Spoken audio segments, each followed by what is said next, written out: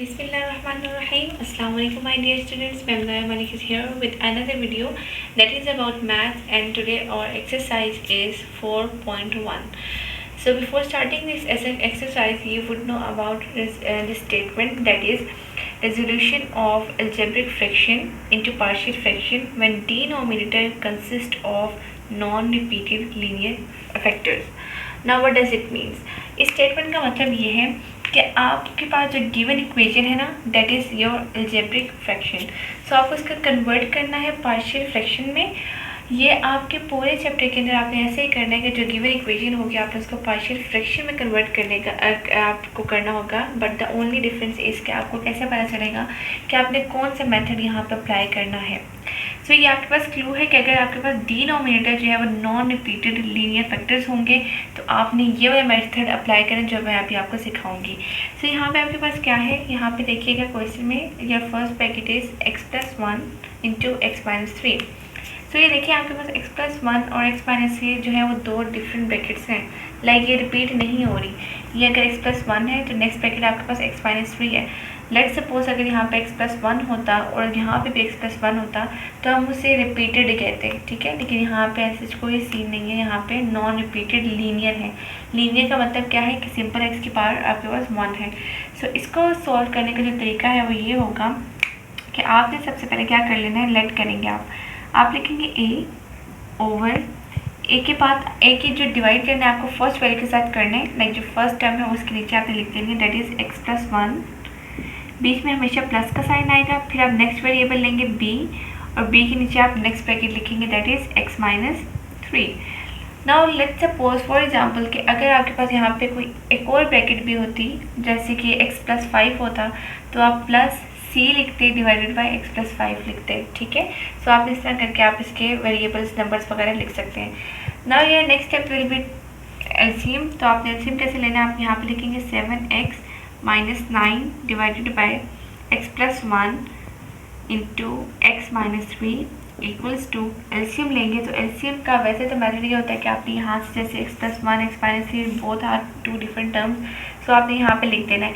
But if you are little bit confuse कि आपको कैसे पता चलेगा एलसीएम को, एग्जैक्टली आपने यहाँ पे जो एलसीएम की फॉर्म में जो टर्म गिवन होती है वही आपने यहाँ पे लिख देनी है. उसका रीज़न ये यहाँ पर डिनोमिनेटर बेसिकली कट करना होता है. तो यहाँ पे आपके पास एलसीएम में आ जाएगा x+1 इंटू x-3.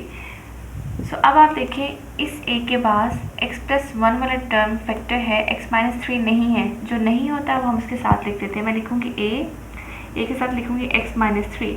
बीच में प्लस है, प्लस का साइन डालूंगी. नाउ इस b के पास क्या है कि x-3 वाला फैक्टर है, +1 वाला नहीं है. तो मैं लिखूँगी b, साथ लिख दूँगी मैं x+1, ठीक है.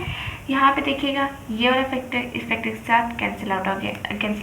Now you are left with 7x-9 equals to a x-3 plus b x+1.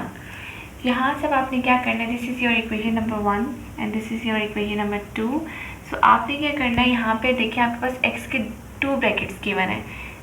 First one is x-3 and second one is x+1. सो आपने इन दोनों को जो है वो कंपेयर करना है और यहाँ से क्या करना है, दोनों को यानी कि लेकर आपको यहाँ से x की वैल्यू फाइंड आउट करनी है. आप ले लेंगे x-3 equals to 0, it will become x is equal to 3. So एक वैल्यू आपके पास आ गई है x इक्वल्स टू 3 जो कि आपने इस इक्वेशन में पुट करना है. सेकेंड वैल्यू भी मैं यहाँ पे फाइंड कर लेती हूँ. आपके पास है x+1 equals to 0, it will become x is equal to plus है, यहाँ जाके माइनस हो जाएगा -1. सो बेसिकली आपको क्या करना है, ये दोनों वैल्यूज जो है 1 बाय 1 आपने इक्वेशन नंबर 2 में पुट करनी है. यहाँ पे पुट करने से आपके पास a एंड b की वैल्यू आ जाएगी. So by putting x equals to 3 in equation 2. तो फर्स्ट ऑफ ऑल मैं क्या करूँगी, मैं ये वाली वैल्यू पुट कर रही हूँ, ठीक है. आप ये भी कर सकते हैं, आप ये भी कर सकते हैं ये भी. तो जहाँ जहाँ x है वहाँ आपने पुट कर देना 3.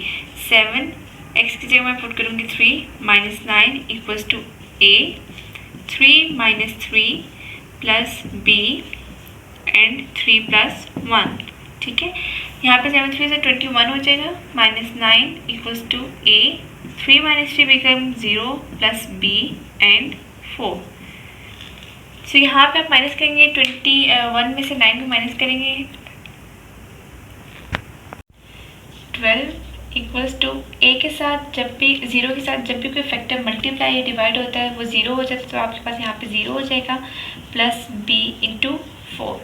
ठीक है, अब देखिएगा यहाँ पे 12 ये तो फैक्टर सारा आपके पास 0 हो गया, b के साथ 4 यहाँ पे मल्टीप्लाई हो रहा है, यहाँ जाके डिवाइड हो जाएगा। ठीक है, तो आप यहाँ पे लिखेंगे 12 divided by 4 equals to b। so 4 1 से 4, 4 3 से 12, so b की वैल्यू आपके पास क्या आ जाएगी 3। ये आपके पास b की वैल्यू आ गई है। अब आपने क्या करना है, यहाँ से x की वैल्यू पुट करनी है, x equals to -1 in equation number 2। So by putting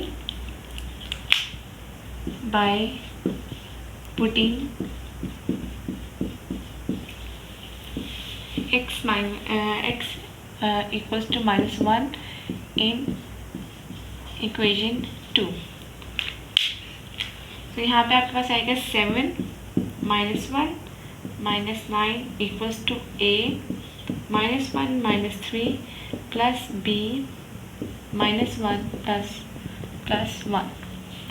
-7 -9 equals to a, it will become -4 plus b again 0।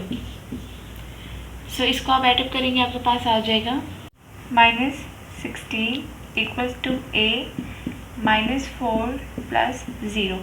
तो देखिए यहाँ पे आपके पास a के साथ -4 मल्टीप्लाई हो रहा है, यहाँ जाके डिवाइड हो जाएगा, तो आप लिखेंगे -16 divided by -4 equals to a। Minus से कैंसिल आउट, 4 1 से 4, 4 4 से 16, और a की वैल्यू आपके पास आ गई है, यहाँ पे लिख लेते हैं a की वैल्यू आपके पास आ गई है 4। अब आपने क्या करना है, आपके पास a एंड b दोनों की वैल्यू जो है वो आपके पास गिवन है, आपने यहाँ पे इस इक्वेशन में पुट कर देनी है। ठीक है, तो मैं यहाँ पे लिखूँगी by putting value of a and b in equation 1 by putting a is equal to 4 and b equals to 3 in equation 1। So आपके पास क्या इक्वेशन बन जाएगी, ये वाली इक्वेशन हम लेंगे। ठीक है, इस इक्वेशन के अंदर जो है वो आपने अपनी इक्वेशन नंबर 1 के अंदर आपने जो है वो एज इट इज़ रखना है, जस्ट a और b की वैल्यू पुट करनी है। तो आप लिखेंगे 7x - 9 divided by x plus 1 into x - 3 equals to a की जगह आप लिखेंगे 4 over x plus 1 plus b की जगह आप लिखेंगे 3 ओवर x - 3।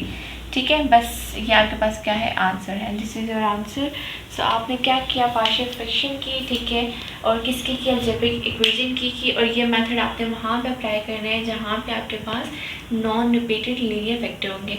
इसका रीज़न क्या है कि आपके पास पूरा चैप्टर जो है वो इसी पे बेस करता है that you are going to resolve the partial fraction into partial fraction, और आपके पास सारे क्वेश्चन जो है वो आपने इसी तरह से सॉल्व करने हैं। But the only difference is कि आपके पास पता होना चाहिए आपने कौन सा मेथड अप्लाई करना है। ठीक है, सो उसके लिए आपको फिर सबसे पहले चेक करना होगा इस पूरे एक्सरसाइज के बाकी क्वेश्चन भी जो है वो एज इट इज़ ही होंगे एक्सेप्ट क्वेश्चन नंबर 7 एंड 8। सो उसमें आपको क्या करना है, सबसे पहले डिवीजन परफॉर्म करनी है।